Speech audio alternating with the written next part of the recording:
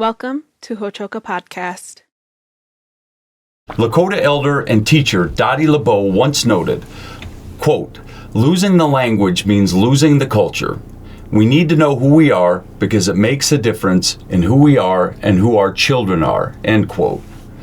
If language is the carrier of culture, what does this mean for the Lakota, Dakota, and Nakota people whose native speakers now number in mere hundreds? Let's talk about it.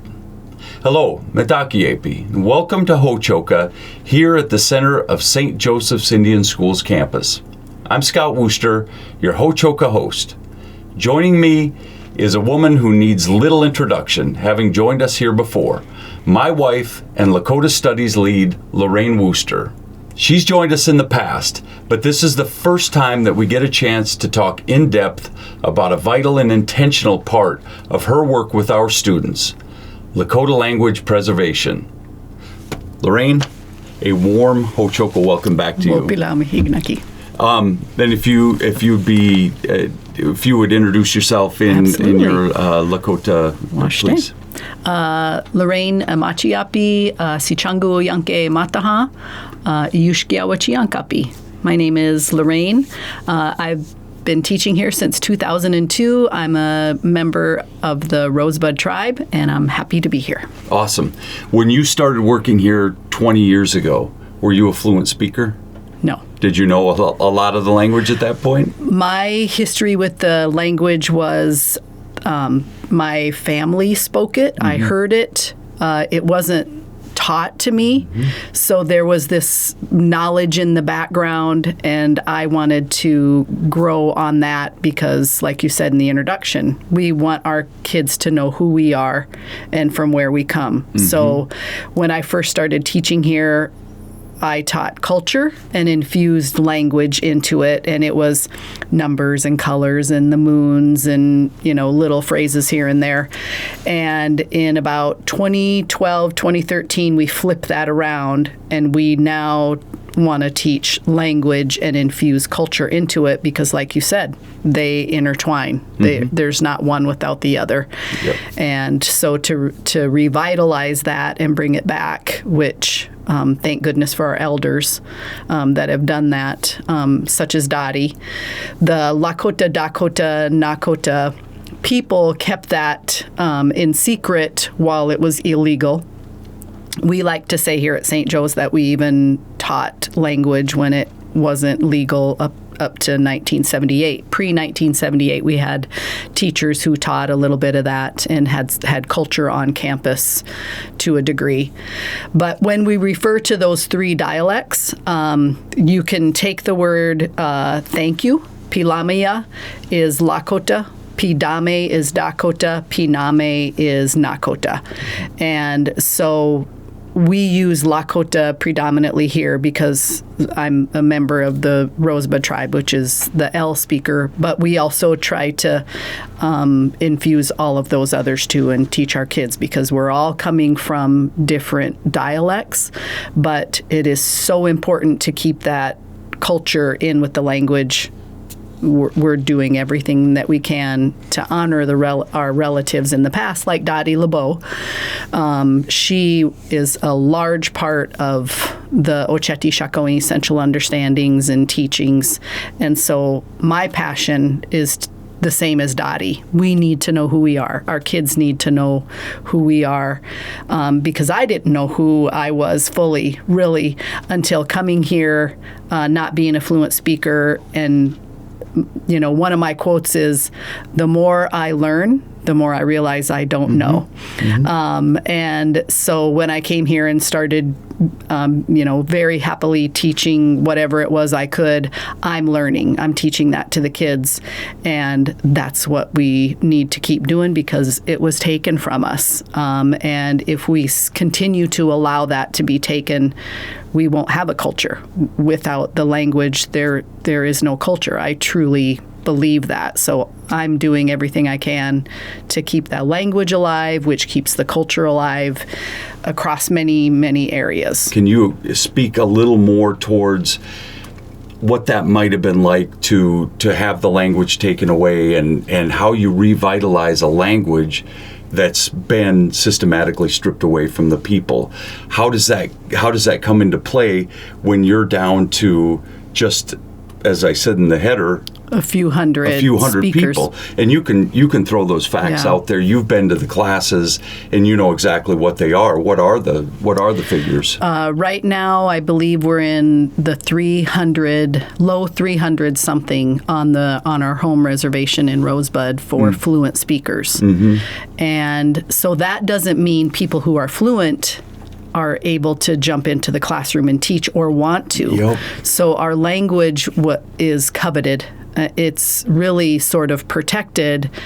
And so if you go all the way back to the language being made illegal and you can't speak it, then in your mind you're thinking, okay, I need to learn how to live in this outside world.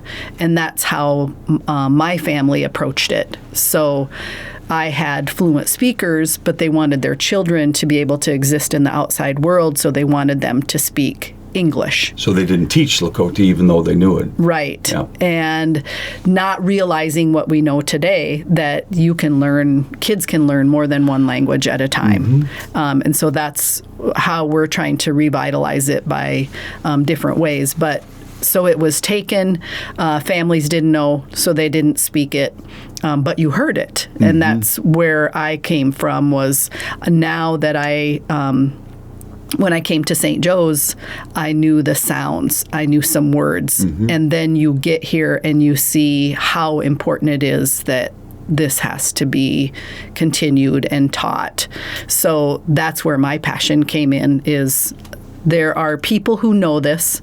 I can do this. It's who I am, and it made me happier as a human, as an adult. I knew that in order to know who I was, I had to learn language and culture and understand that, and then share that. And I could also add, with our kids, I can see nervousness. I can tell the kids who have it spoken at home a little bit, but we have the gamut of kids who have it spoken fluently at home, but they know a little bit, to the ones who have the sounds and can learn it a little easier, and some who may have never heard the language.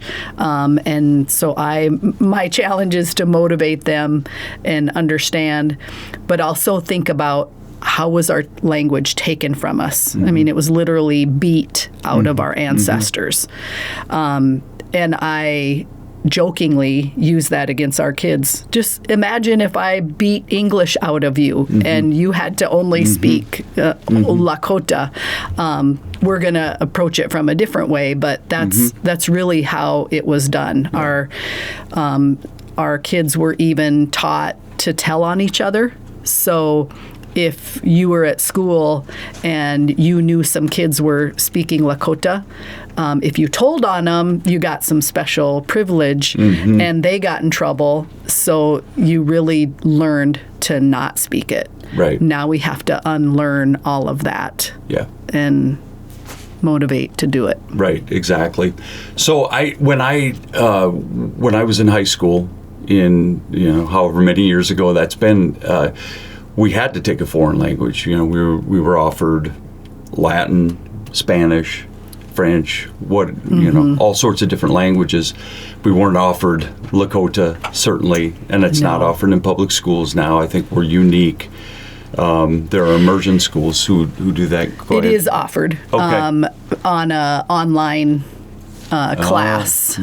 So you can take it. It's an online. It's so as interactive as an online class would be.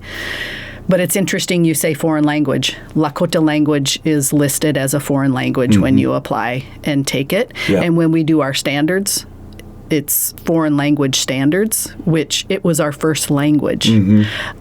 So, it creates a little anger, motivation.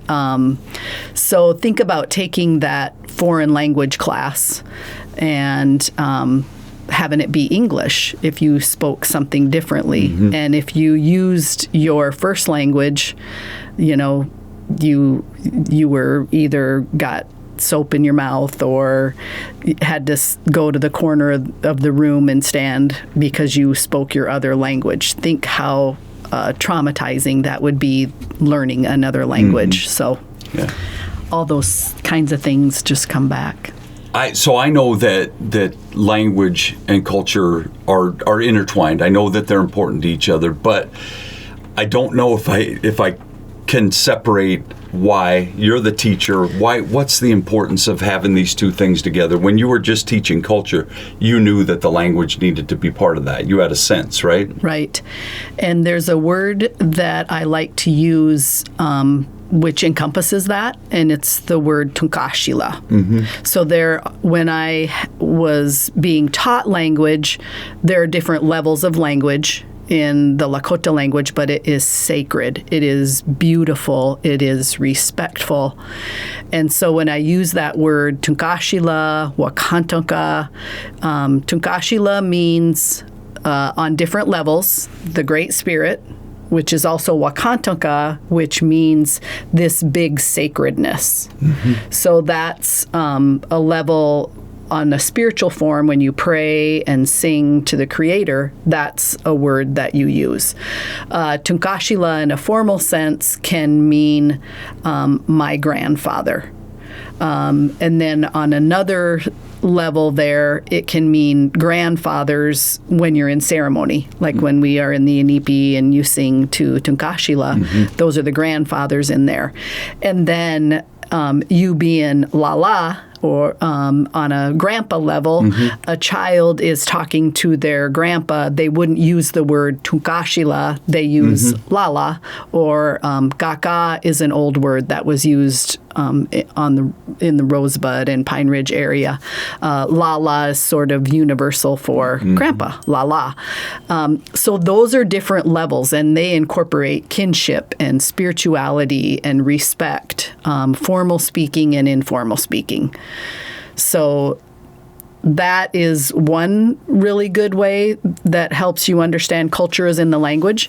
There's another example of culture tying into language, and the word would be for the English word rainbow, which in English it's a rainbow, right? A bow of the rain. So in Spanish, the rainbow is the arc of the iris, and iris traveled the rainbow to bring messages from the Creator to the people. So I love researching words, and that caused me to think, what is rainbow in Lakota? What is this word, wigmunke? And so I'm learning a little more about it, and I understand we usually refers to we Chinchala, we Koshkalaka, which are all female entities. And so in our culture, and you know most of all of this too, but the sky is a male entity. The earth is a female entity. And so you think, okay, what's the rainbow? Well, we is that female entity, and wigmunke means that somebody traps or snares the storm. And when do you see the rainbow? At the end. And so I think about how powerful is that word. You're not just saying wigmunke. It's a female entity that is this storm that is beautiful coming from the west. And so you can teach about direction. You can teach about song. You can teach about weather and natural effects. And then that a female entity says, all right, it's the end of the storm. And the different rainbows, single rainbow, double rainbow, the sundog, there's just so much powerful energy in the language and the underlying meaning in so many words. And that's just an example of culture in the language. There was a point where I started to get more into the culture and into the ceremony a little bit, and songs were my entrance to learning a lot of that language. And so I came to it in that way. And now can understand a little bit here and there. But for me, it still remains a very complex language, one that I couldn't just jump into. And I think that most people couldn't just jump into it. And there are reasons why they shouldn't, too, for that matter. It's it's a difficult language to learn for me. I have kids who are sixth graders that I work with who would say, nah, it's easy, it's simple. You don't, for this guy, it wasn't that way. But there are also a lot of different ways to learn it. And can you speak to that? Why is it tricky to learn, or why is it easy to learn for you? Why does it come easy for you? What was your journey to get to learn the language? The best way would be immersion, and that option is just it's not available for me. It's just not an option right now. Explain immersion for our folks who might, just a thumbnail sketch of immersion. Immersion is living in the language 24/7. Okay. That would be awesome. Yep. That would be beautiful if my mom knew that she was a fluent speaker and could live with me and walk me through every aspect of life. Okay. Because you learned it through song. You're a music song person, so that connects with you. But if you're living that culture every day, using that language every day, you are going to learn it. Yeah. And so I heard it. And it was, in a good, positive way, but I wasn't immersed in it. So that knowledge is there in my background, and now that ceremonies mean something, I can immerse myself in a ceremony. I can motivate myself. If I want to pray in Lakota. So I live those parts. I live here at school teaching it, so I, to a level, am immersed, but I cannot teach our kids in full immersion. It would be frustrating for them. It's impossible for me. I know enough that I can greet and help and teach, but I really want to converse. Because I tell the kids, when you have a conversation about it and it means something to you, that's when it's going to stick with you. So when we do our greetings, I like to use the comparison. When you walk in here, you don't say, "Good morning, how are you?" "Good, I am fine." You say, "Hi honey wash day, dokeshke ya uhe, how are you?" And you wait for that answer, and there's emotion in it. And that's the Lakota language has emotion. It has feeling. It has whatever you can add to that. And there are ways that you can change it up. Mishea, me too, and laughing, and there's humor in the language. There is respect and sacredness. I've heard people talk about the language as beautiful and sacred. Funny, an interesting thing. There are no swear words in our language, so our language, in a beautiful way, it is that. The worst thing you can do is call somebody a big nose, but when you're immersed in that, you learn those things. There is culture in kinship. So when you're immersed in your kinship terms, you start understanding who is who and what those social norms are. So the immersion level would be so helpful to teach, and we're teaching at a school level. Right. And certainly there are immersion programs throughout this state and probably other states as well. Yes. I'm aware of the ones here. It's got to be almost impossible in the modern world to implement those, even if you're on a reservation where it's a little more common. You're still living in this modern world, and so it would be hard to find the time, resources to do that. So, and you've dabbled in that a little bit. You've gone to week-long or weekend immersion kinds of things. Charla and I, who will be joining us in the second podcast, have talked about our different levels of immersion in classes. How I was taught different dialects and ways to speak and read and write. And right now, I believe there are 17 different ways to write, to read, different words. So that adds another level of learning and immersion where you really just need to speak it and learn it orally. But our kids are learning from a reading perspective and a writing perspective. And that's how Charla and I both learn as well. So I have been on an immersion weekend.